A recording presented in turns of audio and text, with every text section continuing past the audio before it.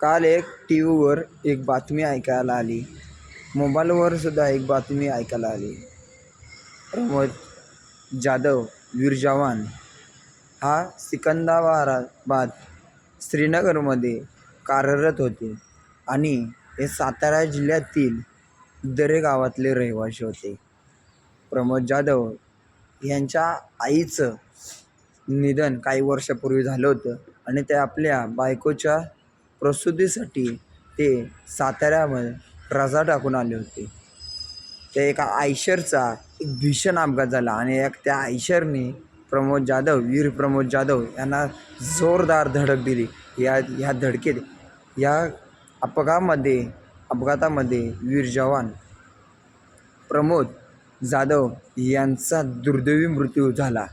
ही माहिती जेव्हा त्यांच्या हेडक्वार्टर्सला पोचते तेव्हा एक पथक जे असतं ते पथक त्यांच्या साताऱ्याच्या म्हणजे मूळ गावी दरेगाव या ठिकाणी रवाना होते. आपला एक युनिटचा एक भारतीय सैनिक त्या ठिकाणी शहीद झाला.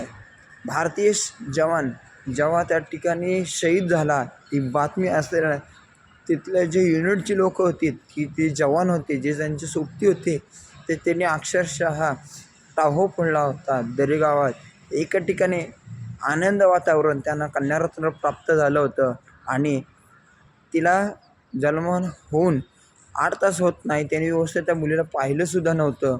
अशामध्ये हा अपघात ही दुसरी घटना म्हणजे एका ठिकाणी आनंद सोहळा तर एका ठिकाणी दुःख सोहळा असं एका ठिकाणी आड तर एका ठिकाणी वीर, एका ठिकाणी सुख तर एका ठिकाणी दुःख. परमेश्वर बघा कशी परीक्षा घेत असतो. तो भारतीय जवान सुट्टीवर येत होता आणि एका दुचाकी स्वाराचा आणि एका आयशरचा एक भीषण अपघात होतो.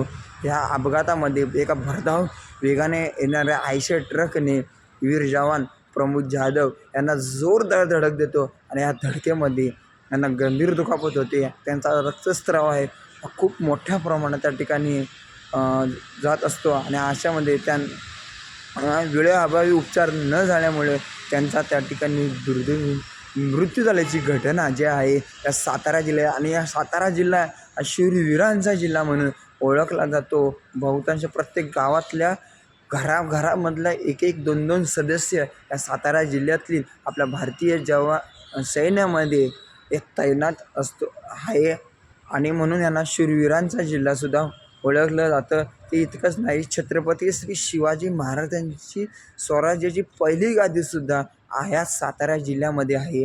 आणि हा सातारा जिल्हा एवढा गौरवशाली जिल्हा आहे की याचं नाव आहे शूरवीरांचा जिल्हा म्हटलं आहे. या सातारा जिल्ह्याचं नाव आपण अभिमानाने घेतो. तो जिल्हा म्हणजे सातारा. स्वराज्याची 4थी राजधानीसुद्धा आपल्या अजिंक्यतारा सातारा जिल्ह्यामध्येच आहे. मित्रांनो, जेव्हा भारतीय सैनिक जेव्हा त्या ठिकाणी शहीद होतो तेव्हा त्याला तिरंग्यामध्ये लपटलं जातं आणि ते तिरंग्यात लपटायची जी शान असते ही शान पुनर्जन्म घेतल्यासारखी ती शान असते. एवढा भाग्याचा आणि सोनेरी दिवस तो असतो. पण ते कुणाच्या वाटेला येऊ नये. पण त्या भारतीय जवानाची जी पत्नी असते जेव्हा त्या अंत्यविधी असते तर स्ट्रक्चरवर म्हणजे ती झोपलेली असते कारण तिची प्रसूती झालेली असते आणि तिचं जे जन्मदातं अर्भक असतं तिला 8 तास पण जन्म झाला नसतो. त्या अर्भकाला घेऊन तिच्या लेकीला घेऊन आपल्या बाप्पाला अंत्यविधीसाठी त्या ठिकाणी केलं जाते. म्हणजे आता काही लोक म्हणतील की मुलीचा पायगुण, तर तसं काय नाही. ती भाग्यशाली जी मुलगी ठरली की तिचा जन्म झाला आहे. आपला बाप जो होता ती गर्वाने सांगू शकते आपला बाप एक भारतीय जवान होता. देशासाठी ते गाणं आहे ना, देशासाठी जगायचं र शुभानं सांगावा धाडलाय र, वेळ पडली तर मारायचं र, धर्मासाठी झुंजायचं र, वेळ पडली तर झुंजायचं र, आणि देशासाठी मरायचं र. हे गाणं जे आहे ना, ती मुलगी जी आहे ते अभिमानाने सांगेल की माझा बाप हा शेतकरी होता आणि शेतकरीच्या पोटी जन्म घेऊन तो देशभक्ती करत होता, देशसेवा करत होता. आणि मला माझ्या बापावरचा सार्थ अभिमान आहे की माझा बाप प्रमोद जाधव हा एक भारतीय सैनिक होता आणि हा सैनिक देशाच्या हितासाठी, देशाच्या समाजासाठी आणि सुरक्षेसाठी शहीद झाला. जय हिंद, जय भारत, वंदे मातरम.